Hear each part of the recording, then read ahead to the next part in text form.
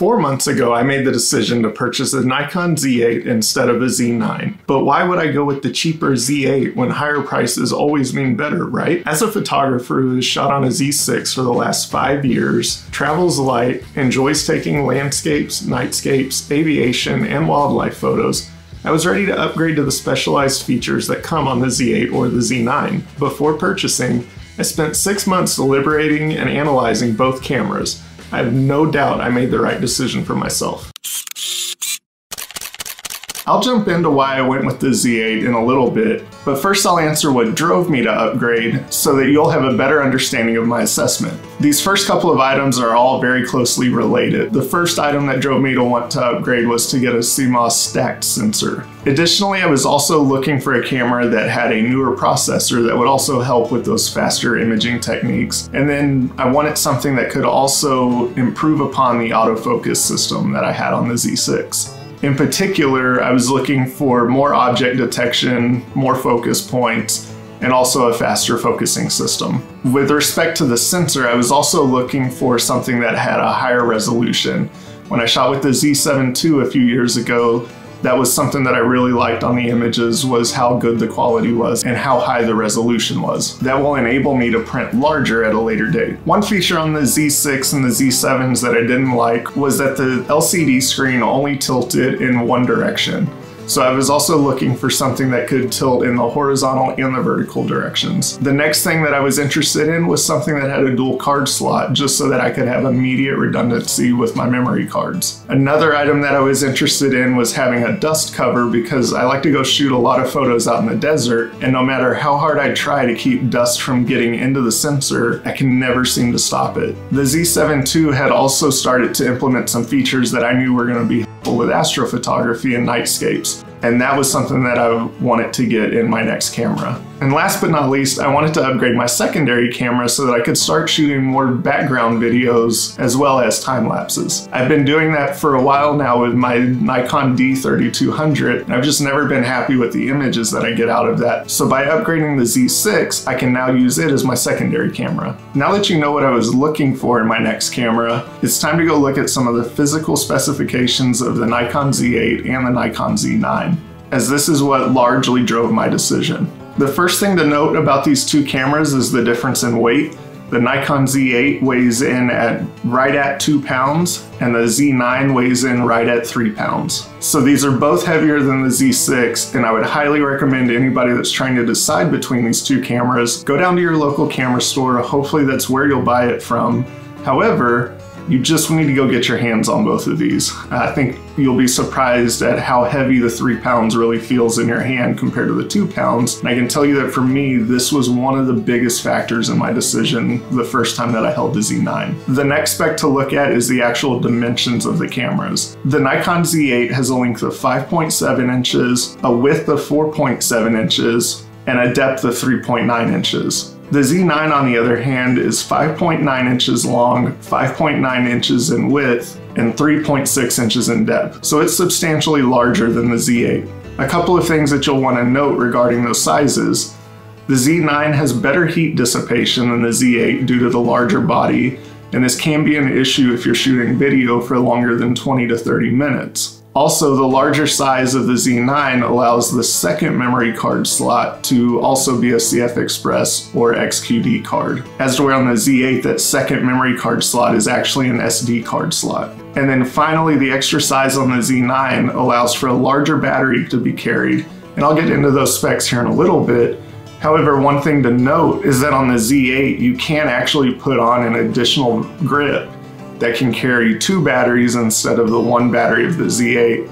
But what's interesting is putting on that grip does make the Z8 just slightly larger than the Z9. Now that we've talked about the size of the camera, let's go take a look at the memory card slots that both of the cameras offer. The Z8 offers 2 different memory card slots, one for a CF Express Type B or XQD, and the second one can handle a SD card.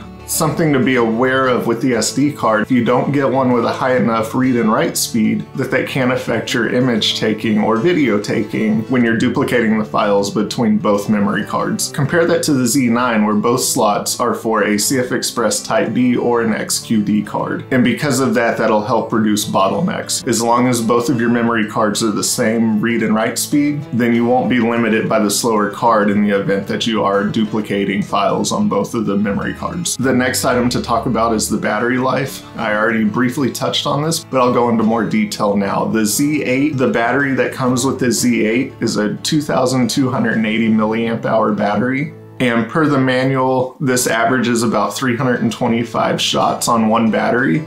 Or if you're in a burst mode, you can get up to 2,280 shots. There's a couple of things to take into consideration. Yes, you get a lower battery life with the Z8 than you do with the Z9, and I'll go through the Z9 specs here in a minute. But because of the features of this camera, you can't actually plug in an external power source through the USB-C slot, and that can drastically extend your battery life. For that, Nikon recommends the Anker PowerCore 3 Elite. That's a 25,600 milliamp hour external battery. The price of the Anker external battery comes in at about $130, but I have seen it as cheap as about $90 when it's on sale over on Amazon. And the options don't just stop there of how you can extend the battery life. Nikon also makes the removable grip, and that allows you to put a second Nikon Z8 battery into that grip, effectively doubling your battery life. So if you want to go with that external grip, that runs at about $350. And lastly, the Nikon Z8 battery comes in at a price of about $60. Taking a look at the Z9 battery, this battery is a 3,300 milliamp hour battery, and it comes at a price tag of about $120. And based on Nikon's technical specs, you can expect about 720 shots just in normal shooting modes, or up to about 5,300 if you're doing a lot of burst photography. The next physical item to take note of on these two cameras is that the Z8 does not come with an Ethernet port, as to where the Z9 does for a direct Ethernet cable connection. However, on the Z8, you do have the option of buying one of two recommended Anker USB-C to Ethernet port adapters that can just be plugged into the Z8. The processor is another physical specification that should be noted on the Z8 and the Z9, and there's actually no difference between both of these. They both include an Xpeed 7 image processor, so no difference there. Last but not least, both of these cameras include a sensor shield. I do want to ask real quick, if you've made it this far into the video and you're enjoying the content, and it's going to help you make the decision between purchasing a Nikon Z8 or a Z9, I'd really appreciate it if you'd hit the like button down below. And also, if you want to see more content like this in the future, please hit subscribe so that you'll be one of the first to know about my latest videos. And if you'll stick around till the end of this video, I'll take a quick dive into the latest Firmware 2.0 update that came to the Nikon Z8. But for now, let's jump back over to the comparisons, and let's take a look at the settings that the Z8 and the Z9 both have. The first thing that I want to point out on this is there's not a lot of differences between the Z8 and the Z9 when it comes to settings. In fact, all of the settings that I'm going to highlight here that were upgrades that I wanted from the Z6 are actually available on both the Z8 and the Z9. So the first item to highlight for me was improved focus capability. So jumping from the Z6, you get an immediate increase in the number of focus points. The Z8 and the Z9 both have 493 focus points. There was also one big improvement from the Z6 to the Z8 and the Z9, and that was in the autofocus subject detection modes. Two of the ones that I was really interested in on the Z8 at the time of purchasing was the airplane mode and the animal mode. The Z9 at that point in time last year also had a bird mode that the Z8 did not have until a couple of weeks ago when the Firmware 2.0 version came out. Another setting that I had used in the past on the Z7 II was the extended shutter modes. So that meant that you could go from having a maximum exposure length of 30 seconds all the way up to now 900 seconds. And that setting is included on both cameras. Moving on to the next item, this was something that I really wanted for astrophotography and nightscapes. And that was the LCD illumination that would allow me to turn on lights for the buttons on the back of the camera. While I'm talking about things that'll help with astrophotography and nightscapes, the Z8 and the Z9 both have a setting called Starlight View that effectively brightens the LCD to make it easier for you to see the dim objects that you're trying to focus on. I'll also throw this one in here as something that's going to help me, especially when it's the cooler nights that I'm out shooting, and that's a glove mode. That just makes it easier for the LCD to detect where you're trying to push the touch screen when you have a glove on. Moving on to the next item, there's actually a high frequency flicker reduction setting. That's a setting that'll help me out whenever I'm in an environment that has LEDs to help reduce the flickering that can be caused by those. And finally, I'm really excited that both cameras shoot at a maximum frames per second of 20. I'm coming from the Z6 that has a maximum burst shooting of 9 frames per second. Like I said, those are the settings that I personally am just interested in that were upgrades from the Z6. You go take a look at the reference guides, there's a plethora of settings that you can go take a look at on the Z8 and the Z9 and make sure that it carries everything that you want on it. And like I said, there's really not much difference there when you look just at the settings of both cameras. So that leads me into the next segment here, which is the small changes that have occurred with the firmware. Nikon just came out with a firmware update for the Z8 a couple of weeks ago in February 2024. And in that, I really think it brought the Z8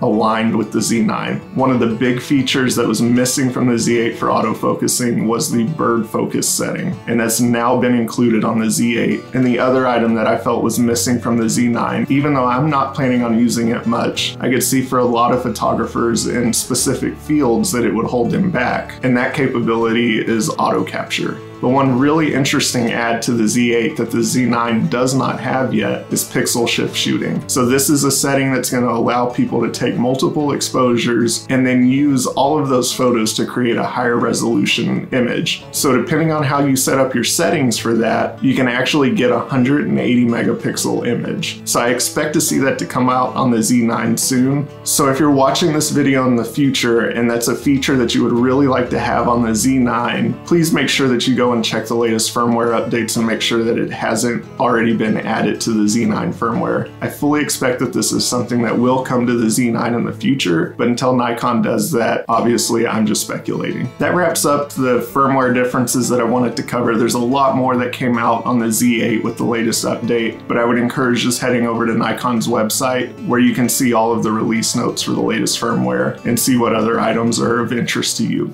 So wrapping this video up, I do want to highlight one last difference between these two cameras, and that's the price. The Z8 body comes in at a price of $3,799, where the Z9 comes in at a price tag of $5,499. So for myself, when you start factoring in the price and the very few differences in the settings between the Z8 and the Z9, I just couldn't justify that difference in price for myself. The way I looked at it was the biggest thing that I could get out of the Z9 was having two CF Express cards and also a battery with a longer life on it. I decided I could make the compromise on having just one CF Express card and an SD card, and for batteries, I could just buy additional batteries.